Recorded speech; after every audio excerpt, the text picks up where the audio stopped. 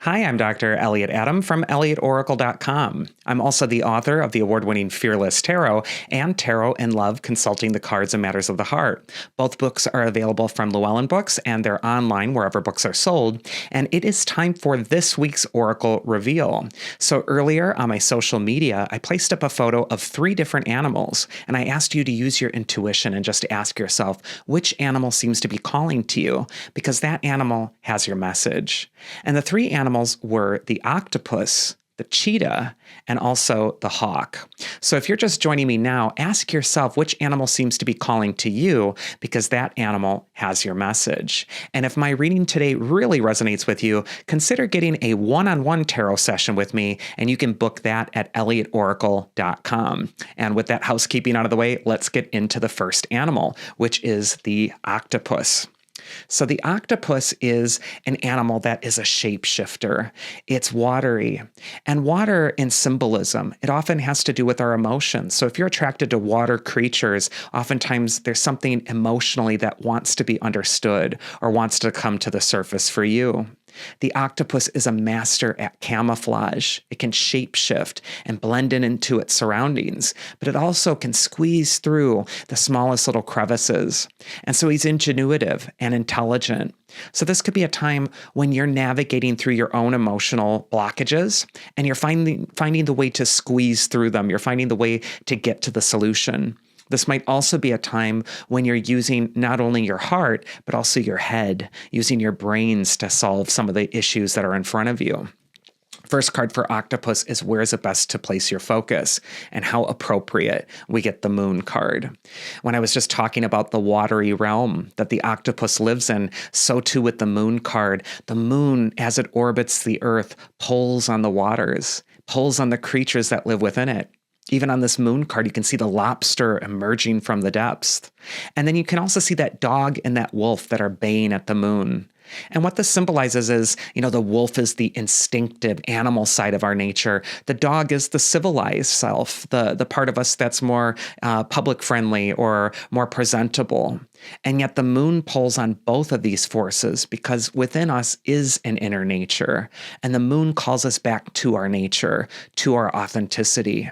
The moon coming up for the octopus this next week might indicate that there's these strong undercurrents going on in your life at this time, and you need to slow down and pay attention to them. You may need to get into your own depth again, and you might also need to drudge up something that's sunk to the bottom of the ocean floor within your own consciousness in order to resolve it, to bring it to the surface, to breathe again. I just feel like with the octopus as well, there's strong intuitive pulls going on this next week, where you're really feeling instinctively led to go in a certain direction, and you want to listen to those inner hunches. You want to listen to that intuition. Octopus with the moon can also indicate that there is some sort of a problem that can only be resolved when you slow down, when you turn inward, and when you give the realm of your feelings or your emotions the soapbox in your life right now, where you're really listening to what do you really want? What are your instincts telling you that they desire or need? I just kind of feel like there is just something really powerful emotionally affecting the octopus. The advice from your inner wisdom for the octopus this next week is actually the 2 of Cups, which is the card of harmony, balance, but also partnerships. Now, this could mean a couple things, with the moon and the 2 of Cups next to each other. Again, we got that element of water with a Cups card. So again, we got feelings that might need to be resolved, perhaps around relationships, because the 2 of Cups is the quintessential relationship card in the tarot.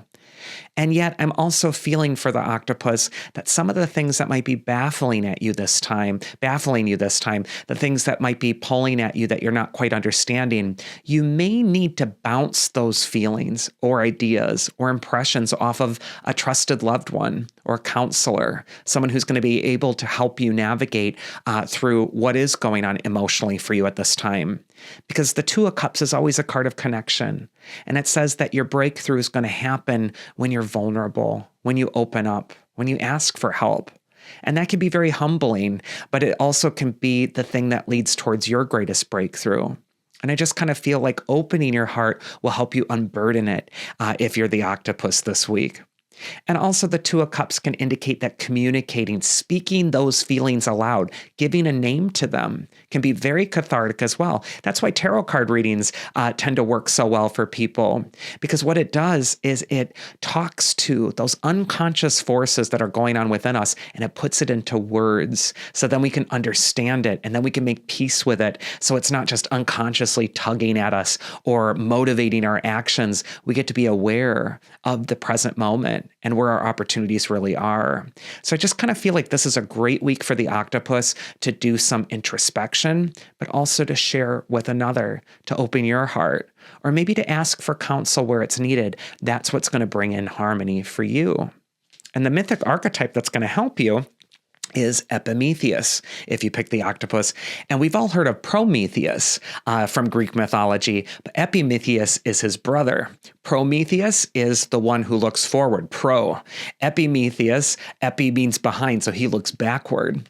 And Epimetheus, his card says, I learn from the past, forgive it, and leave it behind me.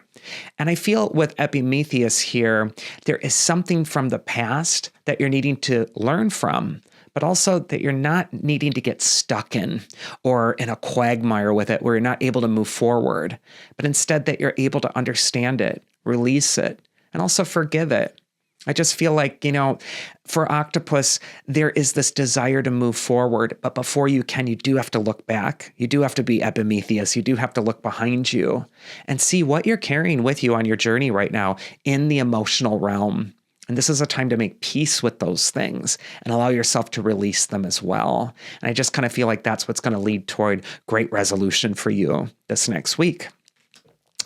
Next, we're going to go into the cheetah animal spirit. So if you're attracted to cheetah, this could be a week where you're really feeling this drive, that you're on the hunt for something, that you really want it so badly. The cheetah is known for its speed, but cheetah can only use its very magical energy in short bursts. So the cheetah will often tell us that we need to be mindful of how we're spending our energy. We also need to be mindful of where we're placing our thoughts.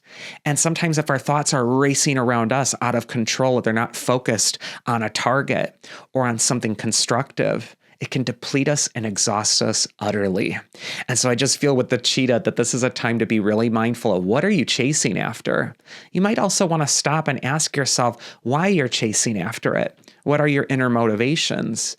But also you might want to look at, what is your energy level right now? How strong are you really feeling in the pursuit of this thing?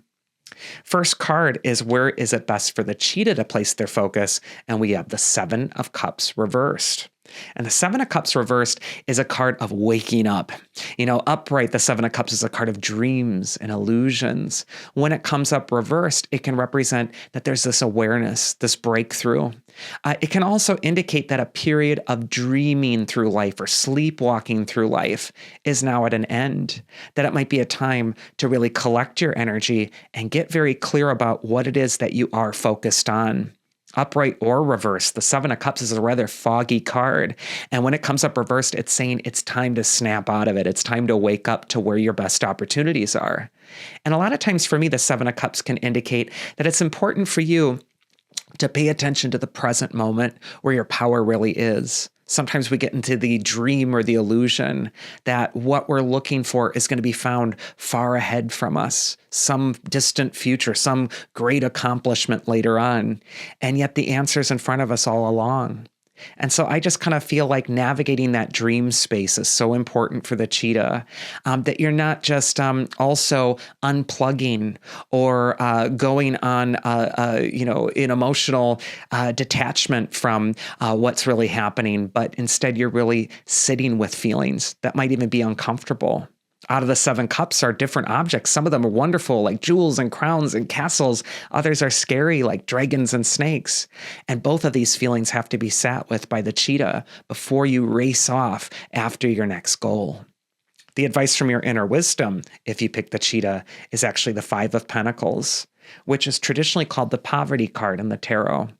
And the poverty card is less to do with a dollar amount. Even wealthy people get poverty consciousness. Examples of poverty consciousness are like, well, if I don't bail him out for the 50 millionth time, what happens if something bad happens to him? Then it's all my fault. Or poverty consciousness could also be, I'm not worth it. Why do I even try? No matter how hard I try to break through with this, it just doesn't seem like it's working. So I'm just going to give up. Or even just a more insidious belief in your own worthlessness. Five of Pentacles, should always be a card that makes us stop and makes us really request in ourselves, are we being a person who's really focused on our integrity or our true value? Are we looking at our authentic worth? Are we feeling depleted by wasting our energy on the things that aren't going to bring that satisfaction? I just kind of feel like what you focus on is what you're going to get more of. And so if you're the cheetah and you're focused on consciousness that's making you feel worthless, you're just going to get more of those feelings. And so I feel like it's so important that there's a reset, that you're turning off the spigot. You might also find, if you're the cheetah this week, that looking to the external world to be the solver of all your problems, the approval of others, for example, or the gaining of money or some sort of material thing that helps you distract yourself, that's actually not going to be what brings that wholeness. What's really going to happen that's going to lead toward your breakthrough is waking up from that illusion. It is a spell that is completely throwing you off your game. And so it's so important that you're waking up to maybe even unconsciously believing in those worthless poverty thoughts. The ancient Greeks had a myth about the goddess of poverty. Her name was Penelope, and she would bang on everybody's door, pleading to be let in. Feel sorry for me, she'd say, let me in the door. But as soon as you let Penelope in the house, she wouldn't leave. She'd be a horrible house guest who would take all the resources of the person that was there, until they finally had enough and put up a boundary and grabbed her by the hair and threw her out of the house. And the house is a symbol for our mind. And when we let in that insidious part of ourselves that feels guilty, feels low about ourselves, and we give it space in our head, well, then it's just going to drain our resources. It's just going to drain our sense of self-esteem until we say, get out. We're not doing this anymore. So I just kind of feel with the cheetah, it's time to call a spade and throw out anything that is depleting your sense of self-worth. And then the mythic archetype that's going to help you is actually Hypnos. He's the god of sleep in ancient Greece. He's also the one where we get our word hypnotize from. And his card says, I expand through the world of sleep and dreams. So how interesting, we got that 7 of Cups reversed, which is about waking up. And yet we have Hypnos as well, which is about rest. It's about resetting. And I just kind of feel like, that dream world might be where the answer is that you're looking for. It might be an important week to journal your dreams. It might be important for you as well to slow down that focus on the external world. And really, when you're going to sleep at night, take that as an opportunity to reset and pay attention to whatever dreams come up. Maybe set an alarm even in the middle of the night. So you wake up and you write down the dream immediately of what you were just thinking about. But I just feel like there is an answer in your dreams. It's in your unconscious. And it's going to get at the root of whatever's been depleting your sense of self-worth or whatever's been exhausting you. And I just feel for you, poor cheetah, you're just so exhausted. You're just trying everything to make this hunt succeed. And yet what you're needing to do is calm and recenter and get focused and really uproot whatever those insidious feelings are that are deteriorating you from the inside out. And then finally, we have the hawk animal spirit. And the hawk is the animal that transcends. It flies high above. It's the messenger bird. And hawk can indicate that there are messages coming your way. They could be literal messages that you're getting on your phone or in an email. That's good news. But the hawk can also represent spirit messages, especially through the flights of birds or clouds. Look at the shapes of clouds this week. See if you're seeing signs in different places when the hawk appears. But also, hawk is a card of distance. You might need to get some distance from something that you're too emotionally close to. First card for hawk is where is it best to place your focus? And appropriately, we got that devil card, which is all about needing some distance from that. The devil card represents our inner saboteur. And no one likes to face the devil. No one likes to look at their shadows, look at the difficult parts of themselves. And yet the devil, in my book, will often come up in a reading right before someone's about to make a huge breakthrough. You have all your ducks in a row. You just have that final step to take. You are so close to fulfilling your quest. And that's always when the challenge comes. It's always when that voice gets in your ear and whispers, are you sure you're going to want to do that? What if you fail? What if it doesn't work? Or why are you even trying? It hasn't worked before. Why are you going to try to do something different? You should just stay in hell with me a little longer. And we can see the figures chained to the devil's throne. And they believe they're powerless next to his sheer size. And yet the chains that they wear are loose. They can slip out of them whenever they want. And it's so important for you with the hawk that you are unchaining yourself to the things that are keeping you in the underworld, that are keeping you in that sense of self-destructive behavior, or in a sense of not limitlessness, or blockages, or things that are just kind of keeping you stuck.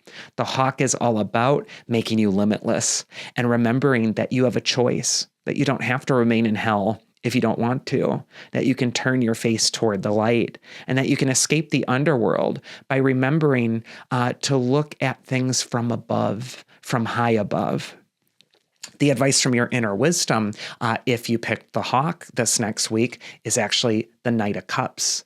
And the Knight of Cups is the messenger of love. He's also the messenger of your bliss. And like all knights, he's on a quest. He's on a quest to realize his true heart's desire. And I just kind of feel like your bliss is calling you. Your bliss is that silver thread that is leading you out of the labyrinth of the underworld. And you need to follow that thread. Find your way back. Find your way back to the upper world. You got to follow your heart. You got to go forward bravely anyway. I call the Knight of Cups the brave messenger of love, because it is something that requires bravery to follow your heart, to follow what you love, despite all opposition, and also to believe in your mission, believe in your quest, believe in your heart.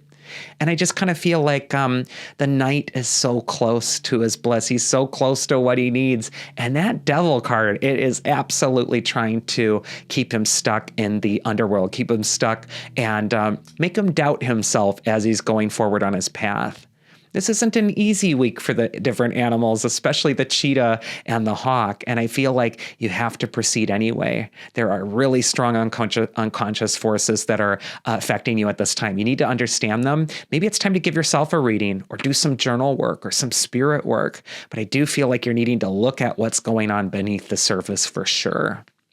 And the mythic archetype that's actually going to help you if you pick the hawk is the muses. And the muses, they're the goddesses, as in the Hercules animated film, goddesses of the arts and proclaimers of heroes. The muses are here to inspire you.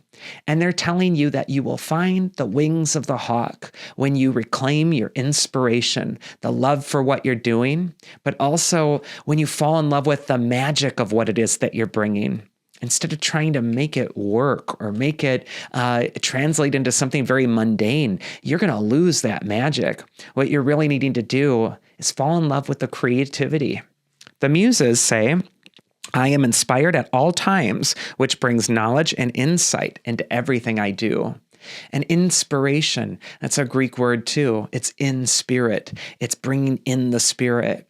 And, to solve the problem of the underworld, you need to call your spirit in again. You need to wake up that spirit. You need to get back into that saddle of the Knight of Cups and be brave and finish the quest that's before you. You're so, so close. If I could just tell you how close you are, you're so close.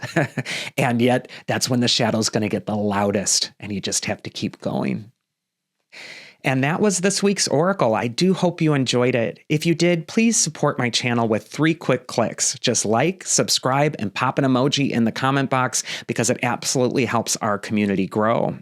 Also, if you want to schedule a one-on-one tarot session with me, you can do that at elliotoracle.com. I also have gift certificates available there, and they really do make the perfect gift that people talk about for years to come. So you can get that at my website, elliotoracle.com. I hope you all have a wonderful week, whatever it is that you're doing, and I will see you again here next week as I do every week. So please do take care.